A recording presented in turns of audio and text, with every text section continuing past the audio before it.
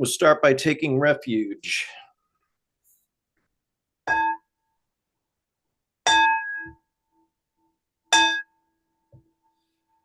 Buddham Sharanam Gacchami. Dhammam Sharanam Gacchami. Sangham Sharanam Gacchami. I go for refuge in the Buddha. I go for refuge in the Dharma. I go for refuge in the Sangha. Buddham Sharanam Gacchami. Dhammam Sharanam Gacchami. Sangham Sharanam Gacchami.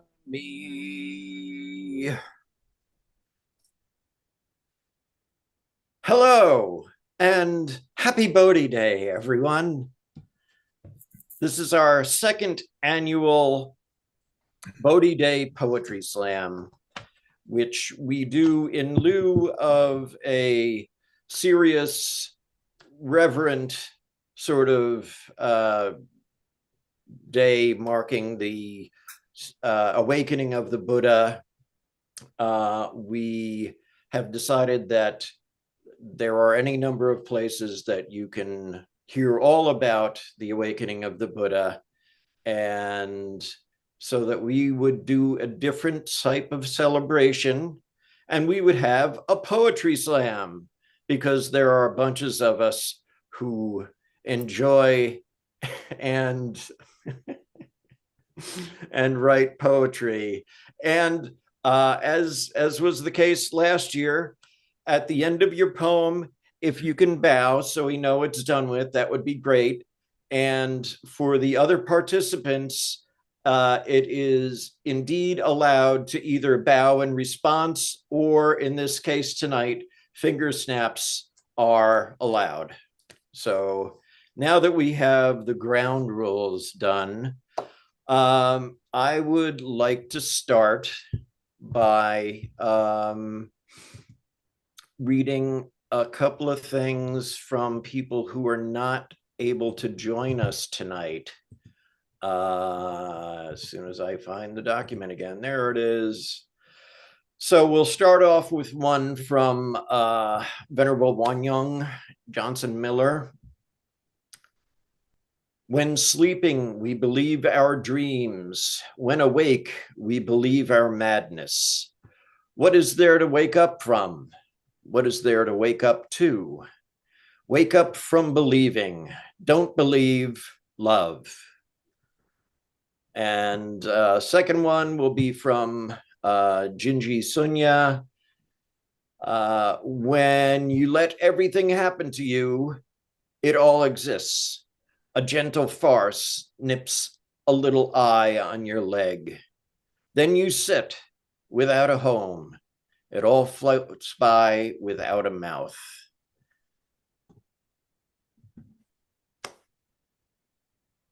Those are the two from them. I'm going to throw in one of mine now, because I will not be the primary contributor tonight.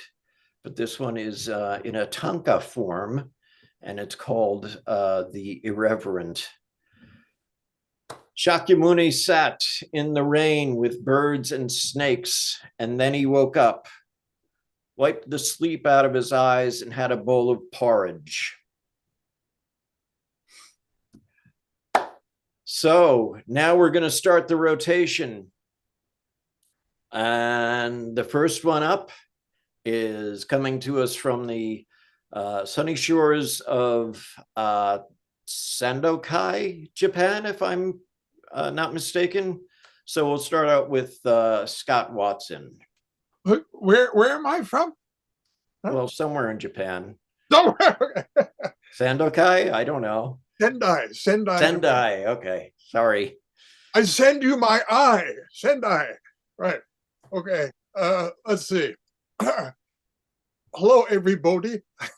I had to do that. Sorry. This is supposed to be a serious event. But anyway, okay. So this first one is Trick or Treat Santoka. And I suppose you all know who Santoka is. So I won't go into that much. But it says, give me sake, and I tell you how Haiku drank the crickets. Give me sake, and I tell you how Haiku drank the crickets. Okay? So I'm going to read them all or just one? You can read a couple. Okay, all right. There's only a couple here, but next one is what's so free about free speech? What's so free about free speech? All right. And about should we be finger snapping now? Well, yeah, I mean, these are very short. So okay. All right. Anyway, don't snap out though. Anyway, so moon, rock, flowers, stars. A universe enjoys imagining itself. Moon, rock, flowers, stars. A universe enjoys imagining itself. Right. Finger snap, finger snap. Yeah. So if talking were walking, would we know what we're walking about? If talking were walking, would we know what we're walking about? Okay, and the last one I have, thank you. It took as many years as I am old to unlearn who I am. It took as many years as I am old to unlearn who I am. Okay, all right, that's all. Thank you very much. Thank you, Scott. Next up in the rotation is our brother from Ontario, and we're talking about bread, Anandarama, Amarananda Yeah, Hunter. it's easy for you to say.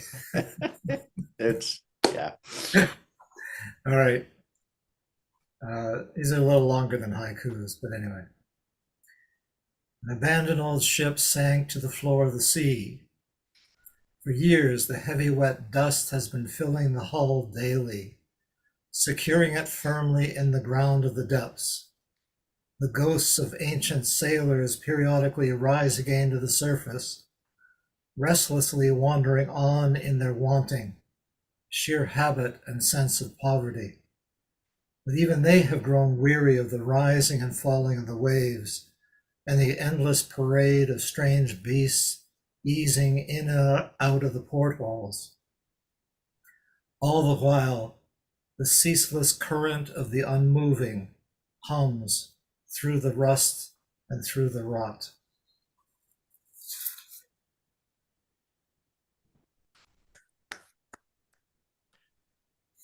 Do you have a second one you want to do now, or you want to save it for later? I can do a second one if you want.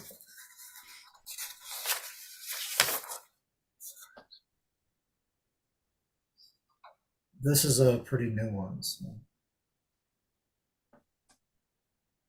Relinquishing clinging to the thingness of things and the I-ness of I. A timeless light illuminates the sense fields and the sense gates, the 10,000 things, transparent fabrications, just as they are, continually preach the Dharma in this clear radiance.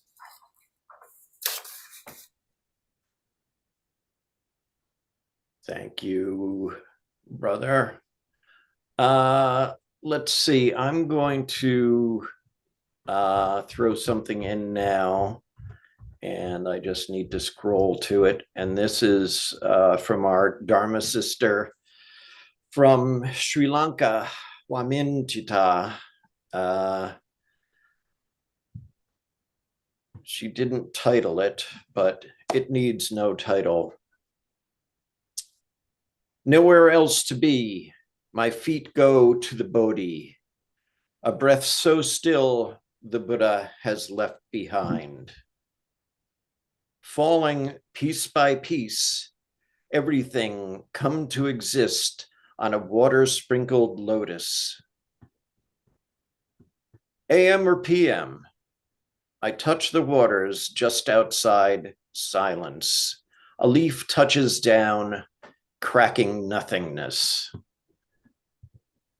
Early in the morning, when the dawn opens its first flower, scents of infinite eons become one with one breath.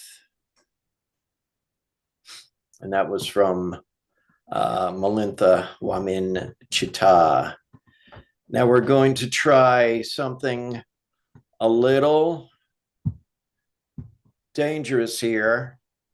We're going to, I'm going to screen share so that Bryant can read his poem with it in the background on the screen. Actually, I've got it up, so you don't Oh, have to. never mind. So is that my cue? That's your cue. All right.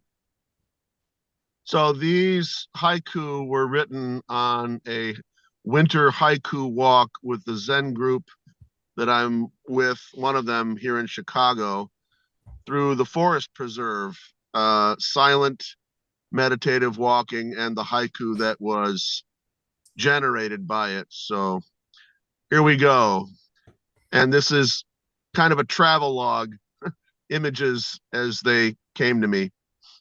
Giant metal pipe carries impure wastewater to be purified. Where cold water meets with other cold water, ducks swim happily, splashing happily. Many types of grass, all unique species, but in winter, the same brown. One white gym shoe left in the cold brown grass. Somewhere there is one cold foot. Brightly painted wall of turquoise and gold stands out in this brown landscape. Duck's head tucked tight in folds of feathers woven tight against winter's cold. Bitter cold river, but the ducks keep diving in for the food below. Water wants to flow, and the ice laughs as it flows again as water. No weapons allowed, nor even sunflower seeds. Everything, keep out. River languidly flows next to bikers, flowing hastily past it. Trees tagged for study, but they've been studying us quizzically for years. Just a stump is left of a tree that grew for years. Beaver needed it. Just a stump is left. A tree that grew for years is now a beaver dam. Sculptures made by man, surrounded in a park by nature's sculptures, trees.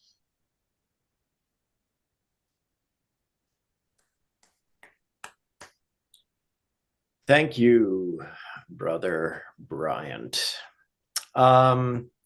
And we have a couple of newcomers waiting in the wings here, one of whom I know for a while now, and one of whom I have only corresponded with in the last 2 weeks.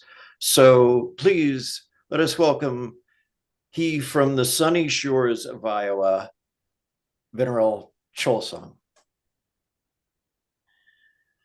Do you want to give any more introduction to the thing you're about to experience? You had posted on Facebook about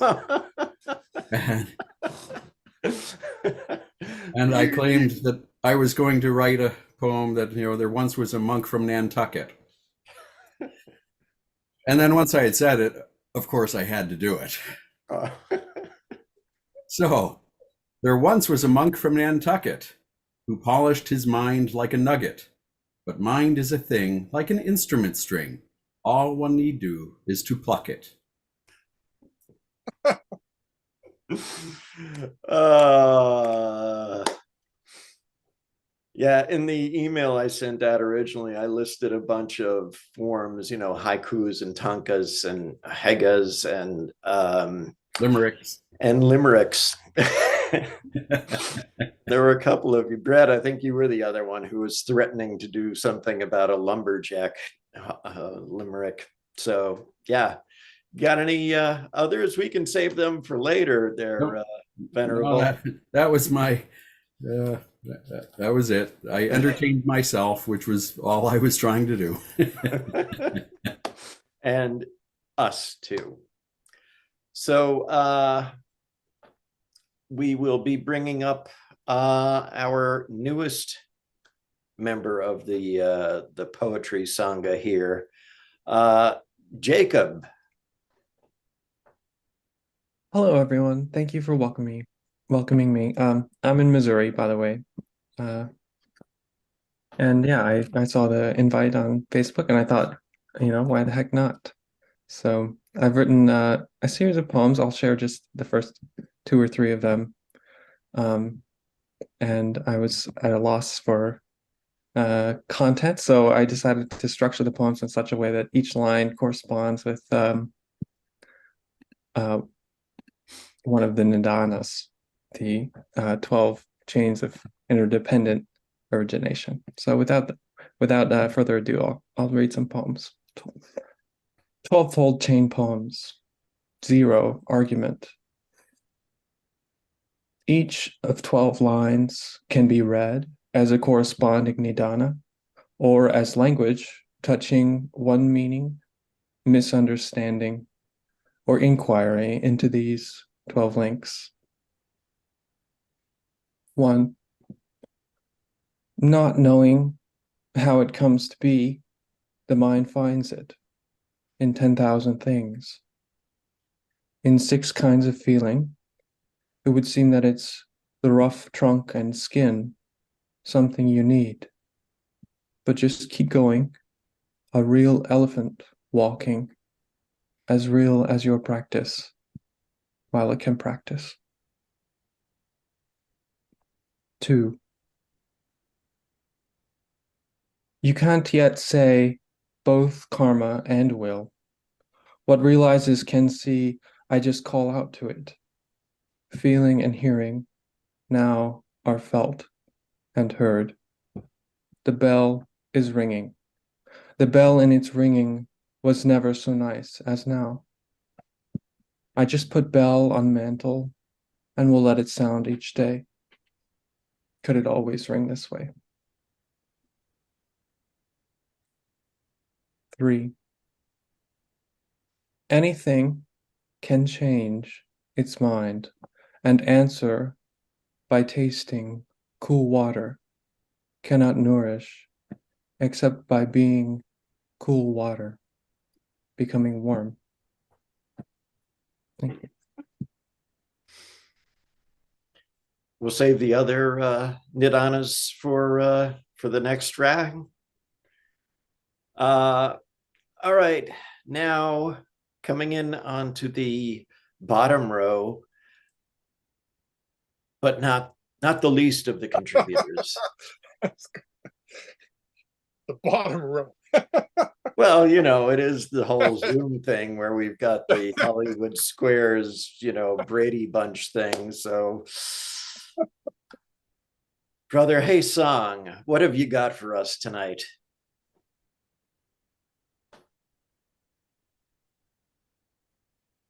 Other than a Sorry, mute. couldn't get myself off of mute there. All right, folks.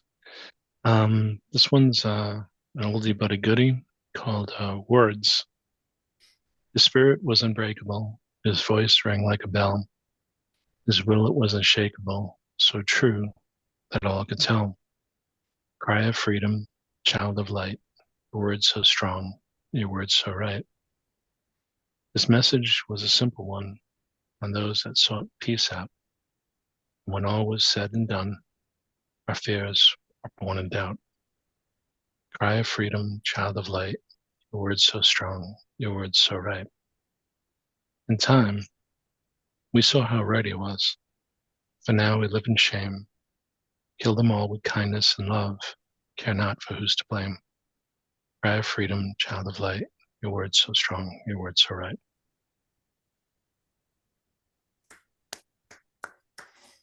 Thank you, brother.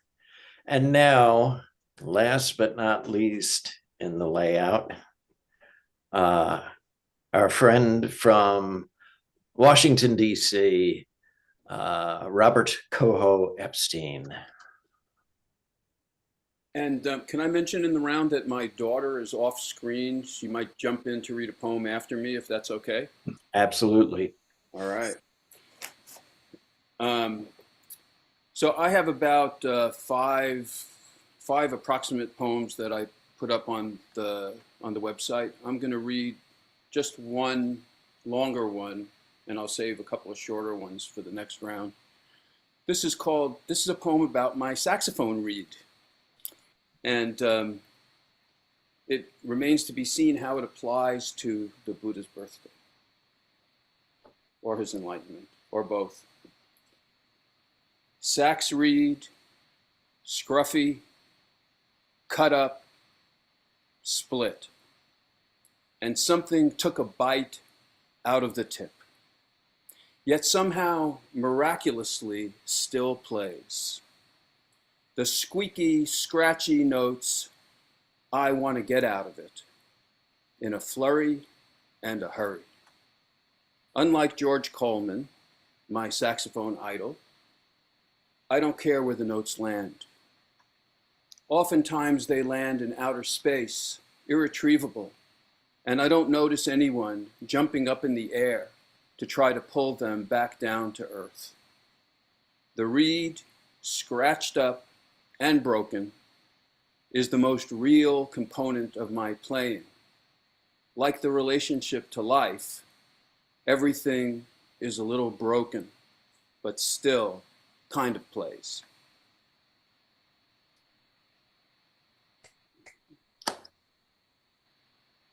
So is it Emily time? Emily, Hi. Hello. you want to jump in? Okay, I'm get close here. This is called Paper Memories, and it's a poem I wrote about the passing of my cats and about past loved ones in general. Paper Memories. All their little quirks and ways of being fold in until they're only paper thin and crinkled at the edges. Memories just translucent enough to still attempt to probe, but never touch. There's nothing new to grasp. Is love really still enough to fill the crater inside? Maybe if that love is a being I can hold, can feel, maybe only then I can understand it's real. If they aren't here, then where'd they go? The hollow ache inside me doesn't seem to know.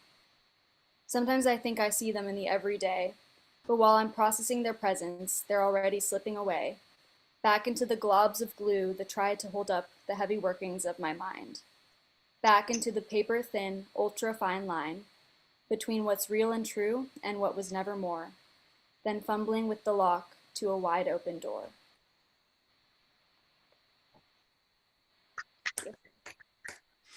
Thank you, Emily. Thank you. So, okay, so it's wrapped back around to me at this point.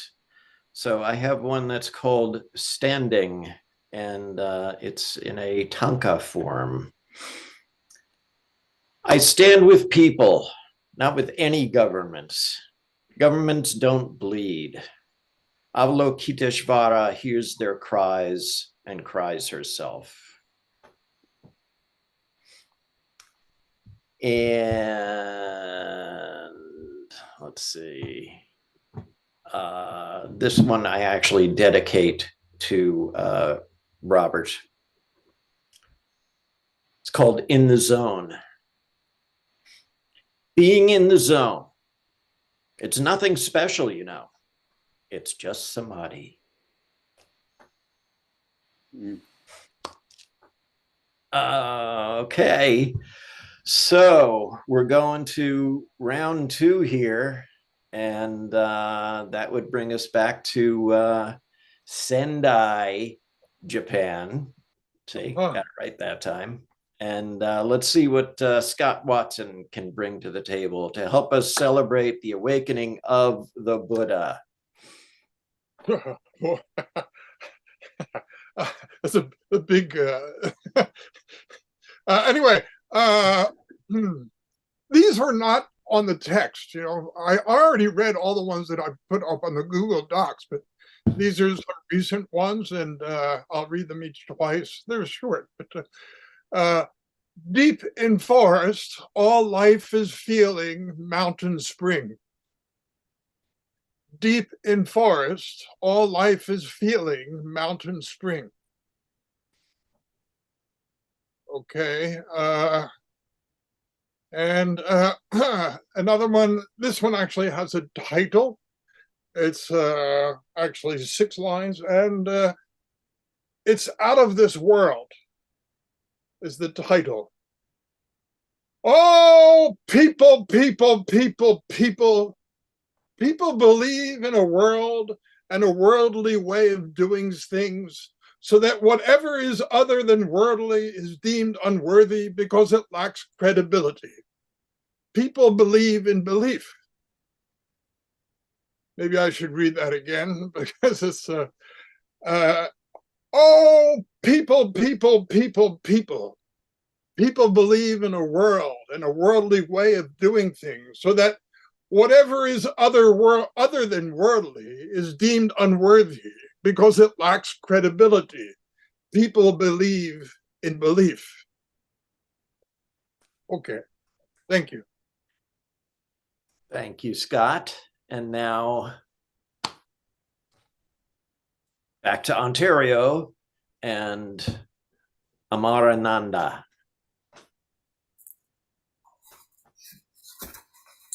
This is a little nod to Zen Master Dogen.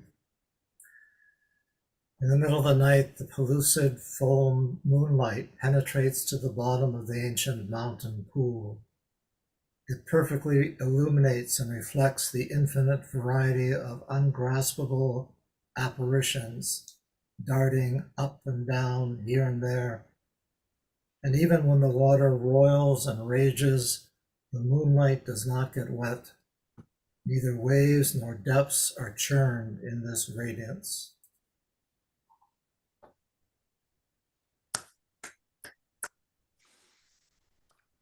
Thank you, Brad.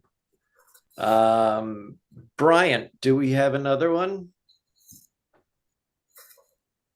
Sure. But I'm Okay. forewarning you, it's off the top of my head and it involves a pun. Okay. It's never stopped you before. Right. Even though I am no body, all I need is samadhi to love. Wow.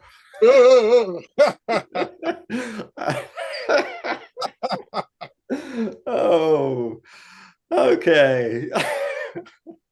Feel free to share. Uh-huh. Yeah, no, it's going to be tough to top that.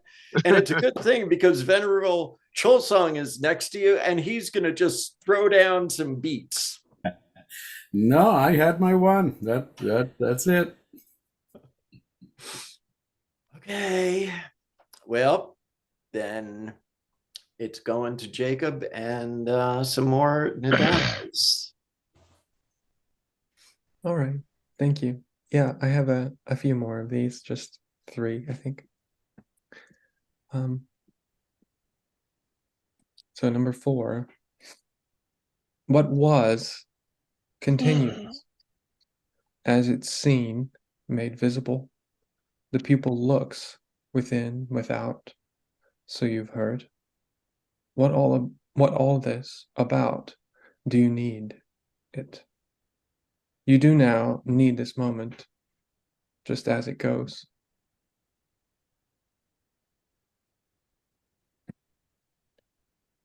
5. The dark earth still under your feet is thinking microbes. The deep biosphere, I guess the smell of earth, is there become stone-made soil and abyssal muck where you trample. So lay your body down like a whale fall, and its stinking blubber become bone.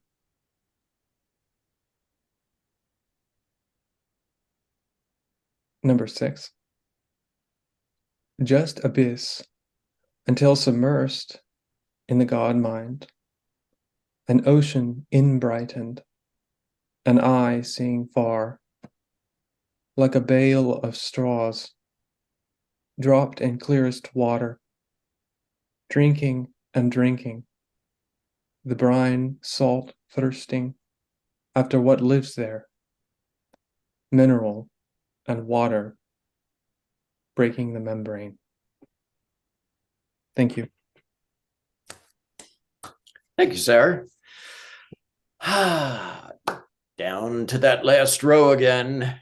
And let's see what he's shaking his head no. I hope that means that he's just shaking his head no at me and not, no, don't call on me. I don't have any more poems. So, Brother Haysong, what do you got for us? One more. This one's called The Mind's Eye. Look into the mirror image of yourself. It is there you will see. Step through that doorway to your soul. Escape your body and be free. Probe the fathoms of all yesterday's dreams. It is there you will find all those forgotten answers you seem to have left behind. Your seconds turn into years. Fond memories you greet with a sigh are all but a time passage in the mind's eye. In the mind's eye, beyond freedom and dignity, like a dove you can fly in infinite serenity. You only need to perceive and sense the pure insight.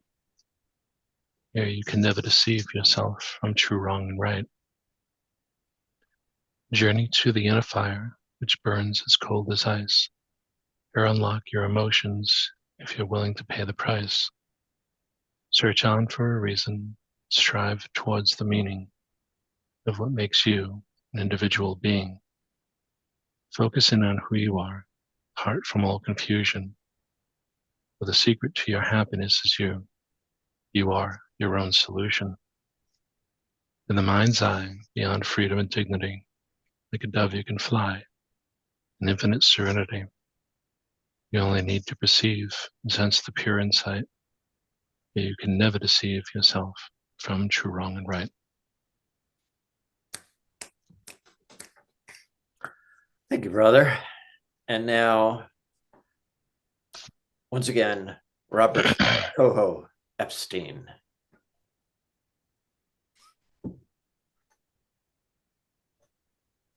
Okay. I think I'm going to attempt to read 4 poems this time. 2 of them are extremely short and 2 of them are semi-short.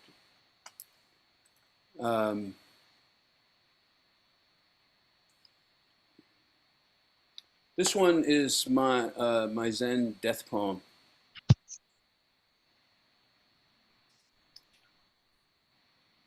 Casting my bread on the water, emptying my pockets, relieving the bones and muscles of weight, drifting into the sun. The next one is very short. It's called Enlightened Vanilla, and it consists of a question and an answer. It goes a little bit as a not as good bookend, like a smaller, more awkward bookend to Unsan's It's Just Samadhi. Are you enlightened? No, I'm just vanilla. Thank you.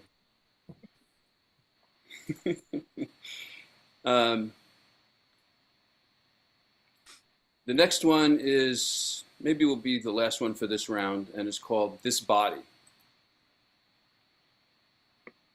This body is not my one body, it's my half body, not my main body. I've got another body. It's called the dream body. And in my dreams, there are some other bodies. It's like a playground, but it's also a sleigh ground. If I ever get another body, even if it's a nobody, then I'll be somebody again.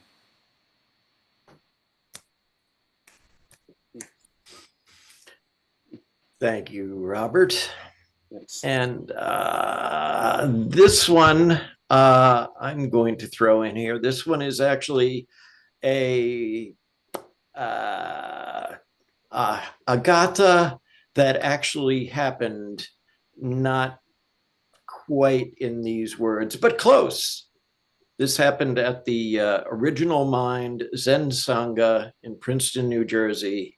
And this was delivered sort of by my teacher, Venerable Taisan Dharma. It's called The Buddha is Hungry. The master asked the assembly, what did the Buddha have for breakfast? Mangoes, rice porridge, bananas, don't know. Oh, the Buddha is still very hungry. And that's it for that one. Let's see. What else do you have up your sleeve there, Scott Watson? Oh, I'm okay. So You ran out? I find that hard to believe. I have more, but I you have time? Is time okay? Is time? Yeah. All right. Let me just read a short one then. Okay.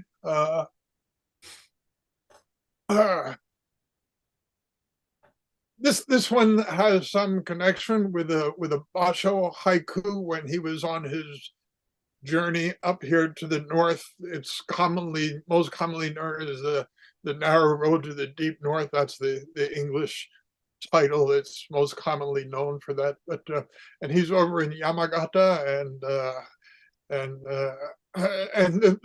the Japanese goes Shizukasa ya iwani shimiru semi no koi. So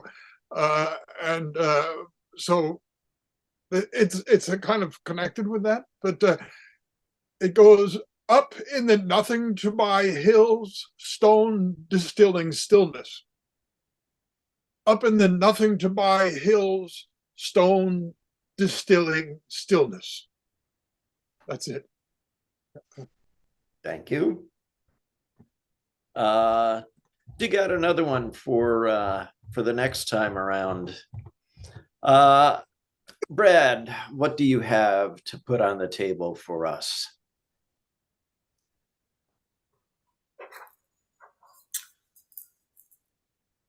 Studying the Mountains and Rivers Sutra in the back of my hand.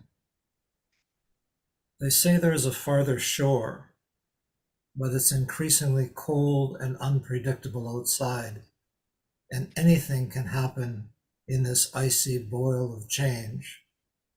But closer to home, before the senses are even born, the raft of deliverance begins to naturally float inwards and downwards on currents of ease and release, following the scent of a peace that surpasses understanding and the sweet, salty taste of freedom in the heart.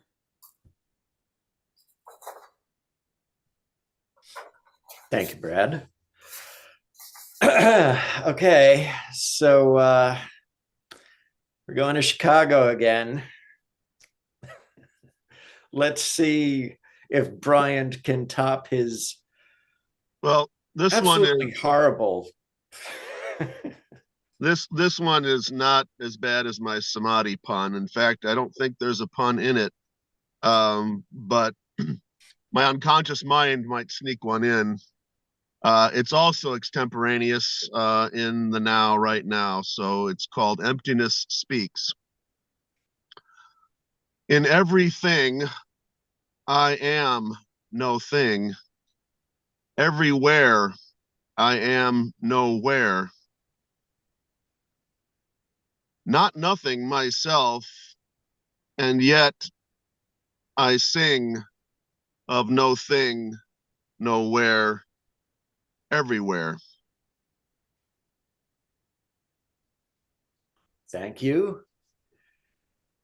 And let's Shouldn't see. you be passing around a jug of wine like Jack Uh, Kerouac at the Sixth Gallery?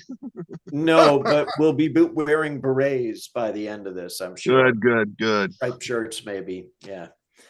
Okay, Jacob, I don't think I remember hearing 12 verses from you yet, so I think you got another few in there. Yeah, so the form was 12-line poems. Oh, I would like to do 12 of them. However, there's only 6 proper ones and the introduction. ah, But if you want, I can share something. I do have a poem pulled up, sure, translated by Red Pine, if we want to throw some others in the, sure. or I can read that one that I sent you originally, which is not properly a Zen poem, but Zen flits through it sort of as another. So Yeah, you can go with both of them. Say one for the next round, I guess. we'll save Red Pine for the end because I really like that poem. Let me pull this up. This is called Microwave Background.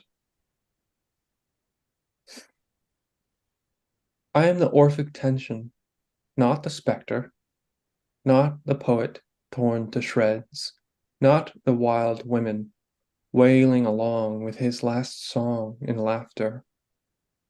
I am the glance itself, the all-faded moment, the myth in motion, the little drum. I am looking and looked at, fizzling out in its own stasis, coming home to its own, the unborn face, know how which will one day be known. I have many days on this journey still, many days when I must be still, seated at the knee wall, tuning to radio static, knowing the glanced over list that came before me, knowing patterns of the fading lights in the sky. When they collapse, it wrecks whole worlds. I just ruin a holiday party. One can question too sincerely when another is still laughing. I did not finish the drink, forgot the edit to the next to last line, wept without shame the silent night, re-racked whole worlds. Thank you, Jacob. And Kevin, are you're out of them already? You're done. Okay, so that brings us back down to Robert Coho Epstein. I've got 4 short and relatively short ones left. I can do 2. Should I split them into 2 rounds or To you. Let's see how it goes. I don't like to go to bed, and I don't like to get up early. Every moment is a meditation moment.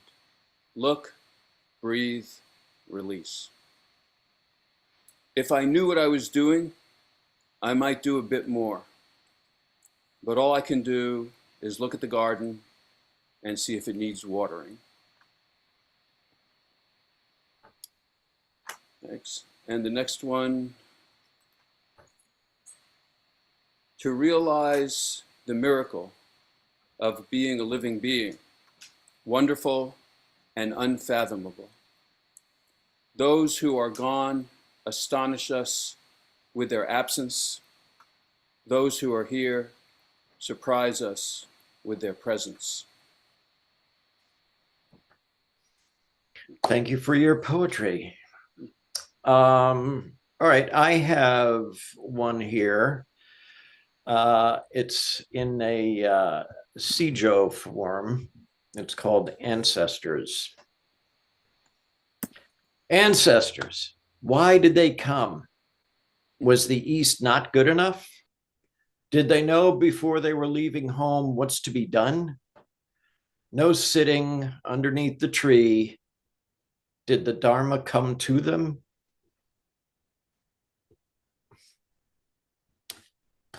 So Who else might have something here? Scott, Brad, either of you guys? Yeah. So this requires a little bit of a preface. The other day I was in Kyoto, and before Kyoto I was in Okayama, and I picked this one because you're a Zen community, and it has to do with the Rinzai branch of Zen, and the monk whose name in Japanese is Eisai. Eisai, and supposedly he is the one who introduced the Rinzai Zen into Japan. And not only that branch of Zen, but also the custom of drinking powdered green tea that's whisked with a brush and frothy on top. And so supposedly he introduced that to Japan also from China. And so I was in Kyoto, and Eisai was from, he was born in Okayama, which was where I was right before I went to Kyoto. And so there's that connection. And so I thought that I'd visit the temple Tenninji in Kyoto, which supposedly is the founding temple of the oldest Zen temple in Kyoto, and founded by Eisai, supposedly. And supposedly he's buried there. This is according to Wikipedia.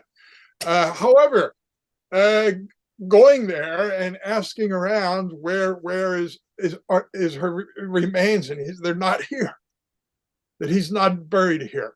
And so I'm looking at all these different Wikipedia, not just one article, but other Wikipedia, and they all have his remains as in this Kenninji temple, right? But asking at the receptionist and asking a grounds crew person where he's not here. So anyway, that was a bit of a frustrating experience. So after that, I was left the temple, and I found a place that serves powdered green tea, and I wrote this little short poem. Okay, so it goes: Eisai's ashes, powdered green tea frothy. Eisai's ashes, powdered green tea frothy. Okay, there we go. So Your preface was how many times longer than your actual poem?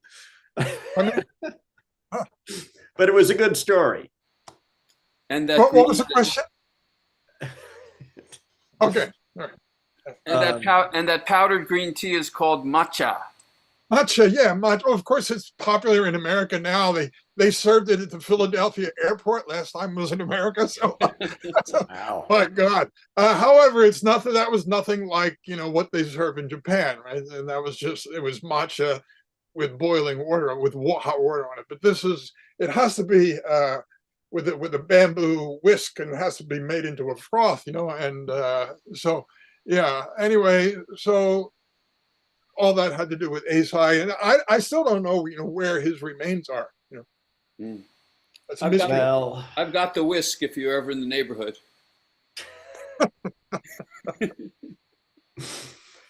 If he's ever in the neighborhood, we're going to a diner in New Jersey first. Yeah. Okay, they don't serve no matcha there.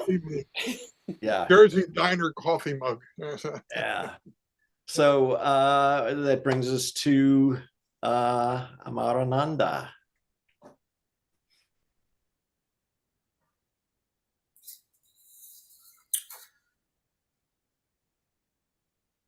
My failure is almost complete. Non-becoming is the greatest success. Being no one is the sublime ease.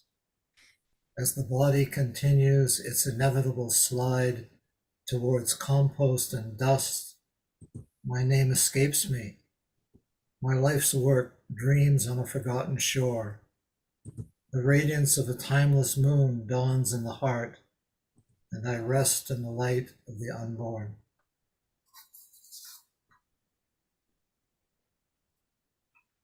Thank you, sir. I just have to do one thing here. and it's making Haesong a co-host because I'm going to ask him to share his screen at some point, a screen that is from the One Mind Zen Collective website, because we're getting there, shall we say. So who do we have? Jacob, you said you had another one? Yeah, actually, I do have something else I've written that is inspired by a walking meditation. I think I'll share that if that's all right. Mm-hmm. Okay. So it's in two parts. 1 steps. 10 years worth of certain, taking up arms for what sake? A body of good, putting me down. 5 toes at a time, heel to 4th step, 1 steps, 4 breaths.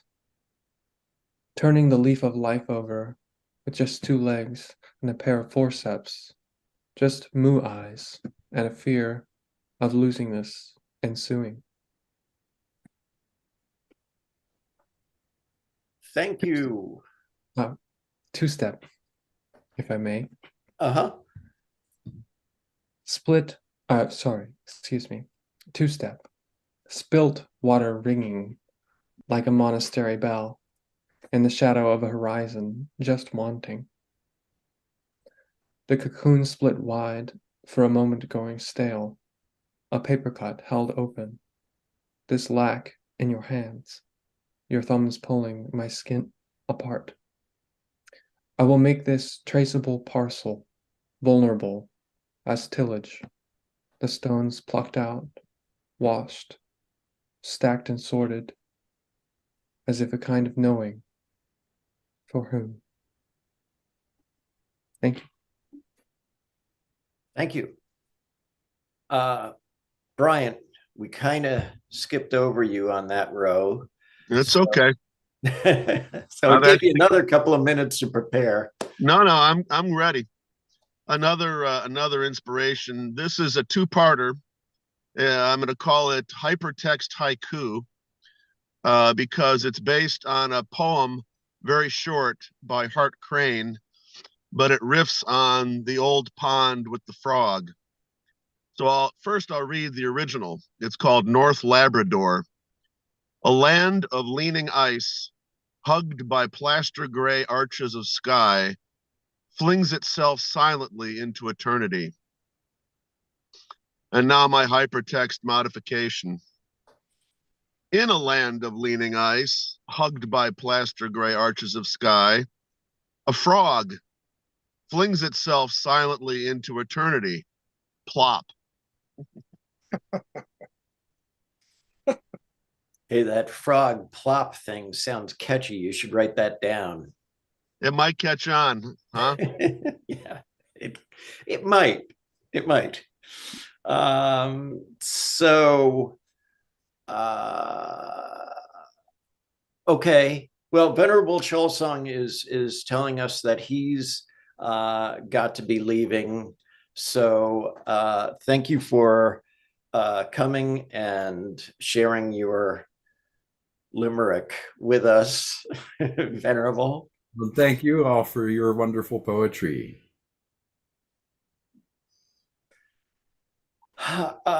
Okay, so Robert, I know you've got more. Yeah, I've got a few more. I may use these up for this last round. This one is called Approaches, and it was based on a koan. Unfortunately, I forgot which koan it was, and I didn't keep track of it. But it had something to do with 3 different monks who had 3 different designations by the master, and I think those show up a number of times in different parts of the history. Anyway, here it goes. One goes to the library and studies up on all things. Another goes to the sea, watching the waves and feeling the flow. The third shakes out their sleeves and jumps into the water with no destination. The next one is very short, and I guess I'm copying Scott and doing a little one. I won't read it twice though, because to save time, 3 seconds, I'm only going to read it once. As I ate the salad, the glass rang the bell.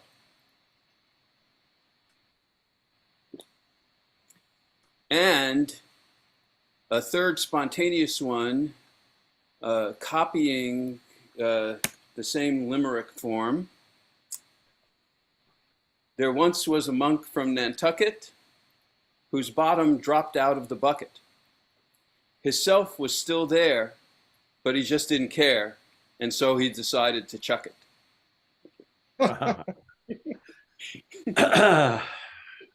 Fortunately, I live nowhere near Nantucket. I'm much further west than that, so it's all good. Do they have a sign now entering Nantucket, no puns allowed? They should, but actually I have been to Nantucket on several occasions, and the people there are not very prone to cracking jokes. All that whaling can make you cranky, you know? Yeah, they're more like, this is the real place. This is not Martha's Vineyard. Don't screw around. We live here. You don't. Type of thing. Yeah. Like I said, whaling can make you cranky. And that's my poem of this round. Whaling can make you cranky. That's really good. Thank you. Just right off the top of my head. What else do we have? Who has anything? Jump right in. Marananda. Plop.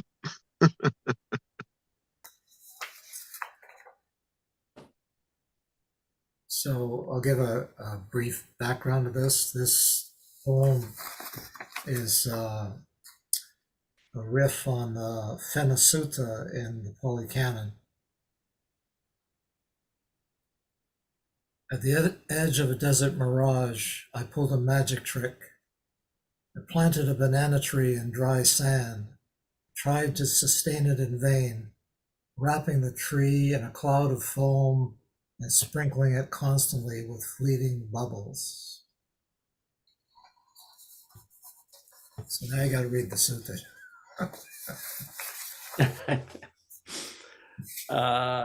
Which sutta was that?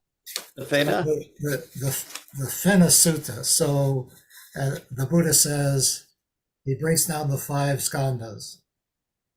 Form is like a lump of foam. Feelings are like bubbles on a puddle. Perceptions are like mirages. Mental formations are like a banana tree, in that they have no trunk. They just leaf upon leaf upon leaf. And consciousness is like a conjurer's trick or a magic trick.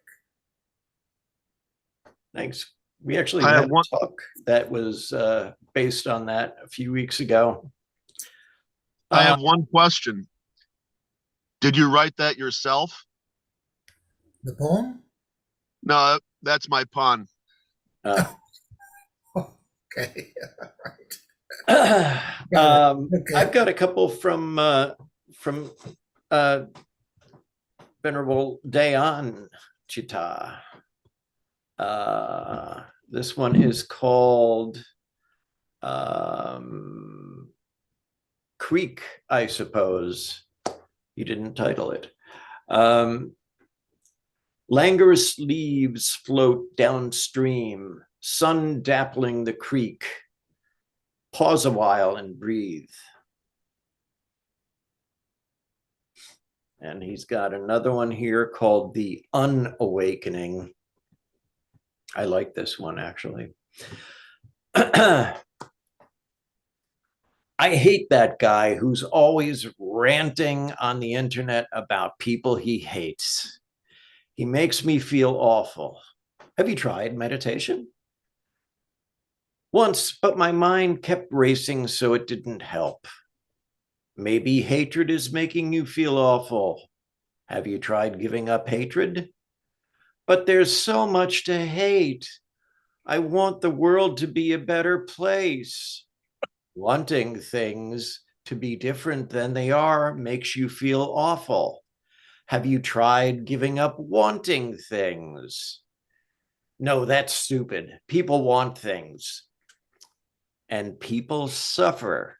Do you like suffering? I hate suffering, and I'm starting to hate this conversation. Have you tried meditation?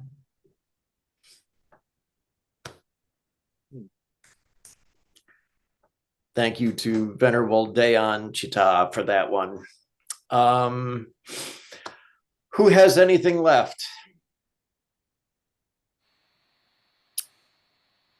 If you want more, I've got a couple. Sure, go for it. These two are actually from last year, but I wanted to reinstate them. These are two short 3-line poems. First one, tiny swans of dusk, hiding in the shadowed reeds, subterfuge of birds.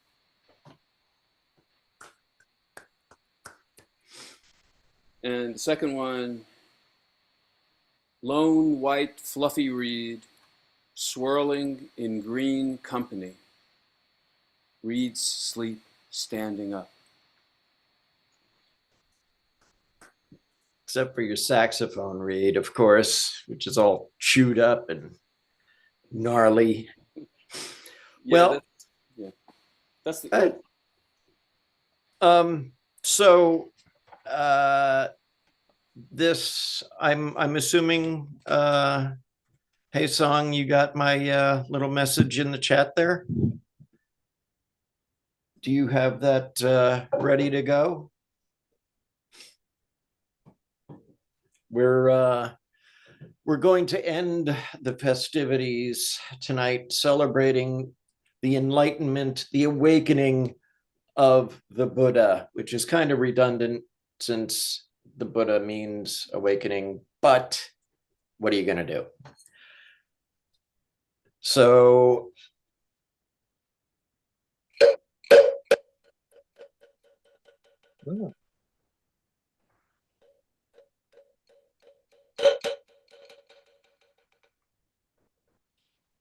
Mahaprajna Paramita Hridaya Sutra Avalokiteshvara Bodhisattva when practicing deeply the Prajna Paramita perceive that all 5 skandhas are empty and is safe from all suffering and distress. Shariputra, form does not differ from emptiness. Emptiness does not differ from form. That which is form is emptiness. That which is emptiness, form. The same is true of feelings, perceptions, impulses, consciousness. Viputra, all dharmas are marked with emptiness. They do not appear or disappear, are not tainted or pure, do not increase or decrease. Therefore, in emptiness, no form, no feelings, perceptions, impulses, consciousness, no eyes, no ears, no nose, no tongue, no body, no mind, no color, no sound, no smell, no taste, no touch, no object of mind, no realm of eyes, and so forth until no realm of mind consciousness, no ignorance, and also no extinction of it, and so forth until no old age and death, and also no extinction of them, no suffering, no origination, no stopping, no path, no cognition, also no attainment with nothing to attain. The bodhisattva depends on prajnaparamita, and the mind is no hindrance. Without any hindrance, no fears exist. Far apart from every perverted view, one dwells in nirvana. In the three worlds, all Buddhas depend on prajnaparamita and attain anuttara samyak sambodhi. Therefore know that prajnaparamita is the great transcendent mantra, is the great bright mantra, is the utmost mantra, is the supreme mantra, which is able to relieve all suffering and is true, not false. Oh, proclaim the prajnaparamita mantra, proclaim the mantra which says gate gate para samgate bodhi svaha gate gate para samgate bodhi svaha gate gate para samgate bodhi svaha. And you could say that's one of the all-time verses. We won't necessarily call it poetry, but we will, as Kevin has gotten it there for us, we'll recite the four great Bodhisattva vows.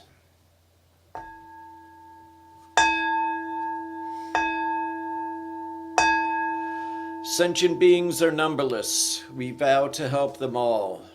Delusions are countless. We vow to see through them all. Opportunities to awaken are infinite. We vow to embrace them all. The Buddha way is endless. We vow to embody it. Okay, you can stop the screen share there, Brother Haysong. So I want to thank all of you for sharing your poetry tonight.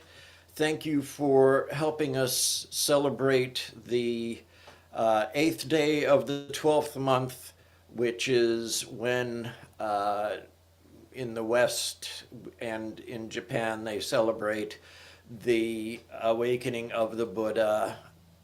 We're a lucky Sangha because we'll celebrate December 8th and Vesak. So come May, we have another one of these poetry slams coming along. So I look forward to that. Thank you for coming, and I will extinguish the candles.